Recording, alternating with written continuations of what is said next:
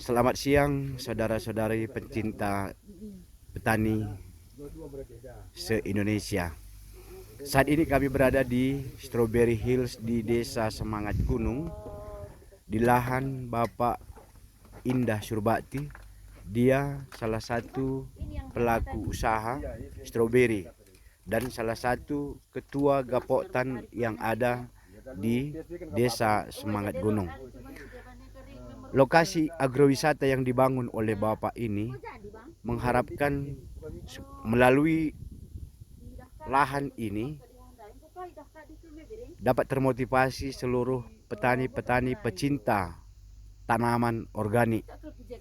Saat ini kami berada di lokasi dari BPP Merdeka, berkunjung ke lokasi agrowisata Bapak Indah Surbakti, dan kami mau mewawancarai kira-kira perlakuan yang dibuat oleh Bapak ini.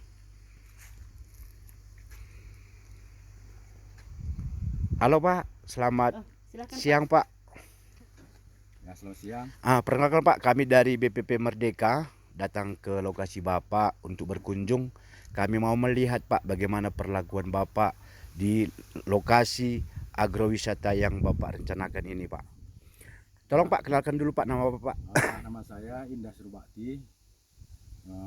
Saya sebagai ketua Gapoktan di Desa Semangat Gunung dan juga sebagai pelaku usaha tani yang memulai dengan polisaka ini.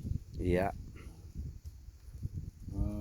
Pemakaian polisaka ini sebenarnya awalnya dianjurkan oleh teman dan saya coba, dan ternyata menurut saya jauh lebih efektif daripada dengan perlakuan biasa dengan pemakaian mulsa. Iya. Walaupun modal awalnya lebih tinggi dari mulsa, tapi seterusnya menjadi jauh lebih irit daripada mulsa. Jadi banyak keuntungan-keuntungan yang kita dapatkan dari pemakaian polisaka ini, yaitu tentang hama yang menyerang tanaman kita jauh lebih berkurang. Begitu juga pembasmiannya juga jauh lebih gampang daripada kita menggunakan mulsa. Begitu juga dengan hasil daripada produk tanaman kita. Buah stroberi itu jauh lebih besar yang kita tanam di polisaka daripada di mulsa seperti biasa. Itulah pertimbangan kita sehingga kita berhasrat dan sudah mulai mengembangkan polisaka ini sampai saat ini. Nah, sekalian dijelaskan Pak pemakaian misalnya apa aja nih organiknya yang sudah dilakukan diaplikasikan ke stroberi organik kita. Dan sudah lebih daripada 1 bulan kita beralih ke organik walaupun belum 100%, dan yang ada saat ini kita perkenalkan yaitu ini air daripada fermentasi abu yang gulma namanya kirinyiku.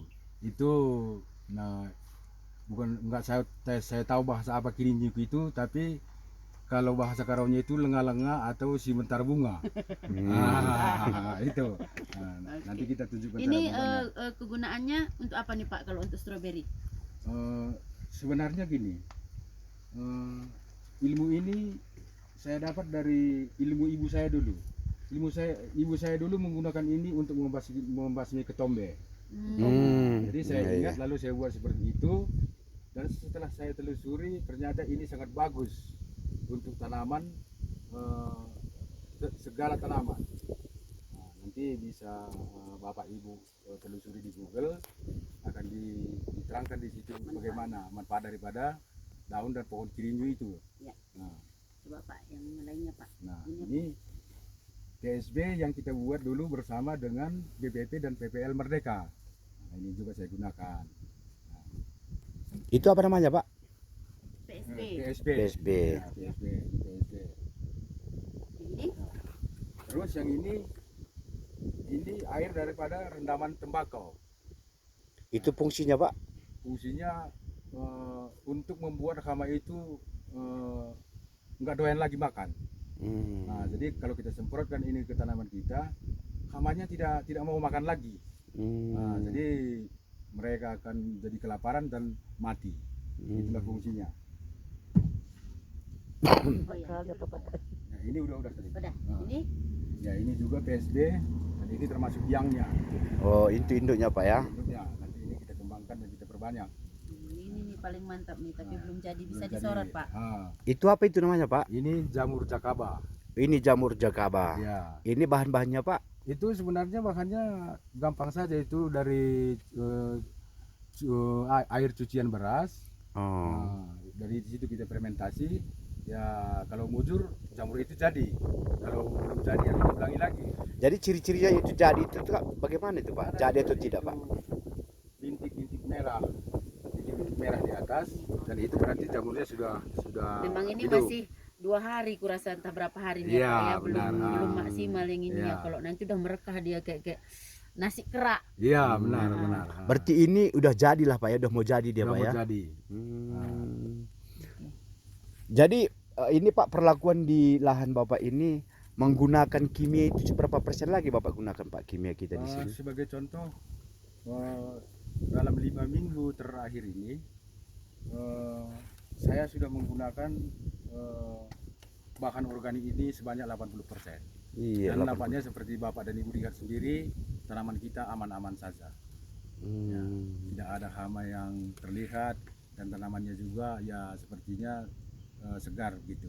Jadi Bapak tidak ragu lagi walaupun tidak memakai bahan Tidak kimia ragu ke lagi. lokasi Bapak, Bapak udah yakin bahwa ini akan bebas dari hama dan penyakit Benar, begitu Pak. benar. Apa tujuan Bapak menggunakan bahan organik di sini Pak? Yang pertama-tama tentu mengenai biaya daripada pestisida yang bukan organik. Terlebih sekarang katakanlah pupuk dan insektisi itu sangat mahal. Dan yang kedua, stroberi ini kan kita jual langsung dimakan. Jadi kita berusaha mengurangi residu pestisidanya untuk beralih ke organik yang memang tidak ada efek samping bagi manusia dan hewan. Nah, itulah tujuan kita. Jadi setelah kita coba memang efektif begitu. Efektif. Ya. Silakan Bu. Boleh sekalian Pak ditunjukkan di polisakannya, sekalian biar di syuting Di situ Pak. Boleh, sama biar dilihat di videokan sekalian. Pecinta petani Garo, kita menuju lokasi yang dibuat oleh Bapak ini. Harapan kami kita juga bisa menyontoh, mengikuti apa perlakuan Bapak ini.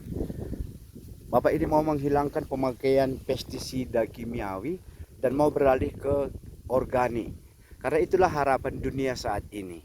Ini polisakannya Oke, Pak, silakan, Pak. Berapa lama ini Pak? Ini sudah 6 bulan. Umurnya? Bu.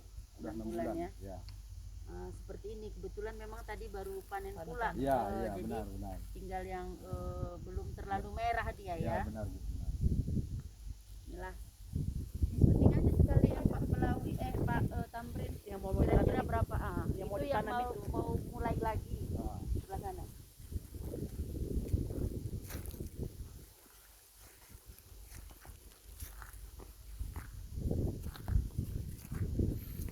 Inilah buah stroberi bahan organik dari Bapak kita ini. Kita cicipi rasanya ya saudara-saudaraku, manis atau tidak ya? Udah dipanen pula tadi Bang yang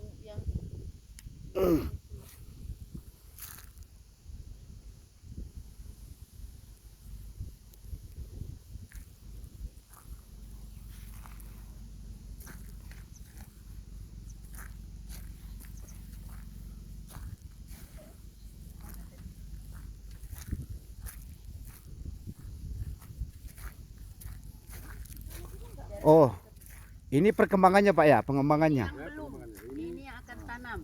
Berarti ya Pak. ya. Ke sana kira-kira berapa polisaka lagi udah Bapak siapkan? Ini sekitar 1.500 polisaka, Bu. 1.500. Ya. Medianya dulu Medianya Pak, ceritain coba dulu ya. ceritakan Pak medianya Pak. Medianya ini kita 3/4 daripada tinggi polisaka ini Iya. kita isi dengan tanah biasa, dan 1/4-nya kita isi dengan campuran tanah organik, sekam padi dan dolomit. Itu medianya, Pak.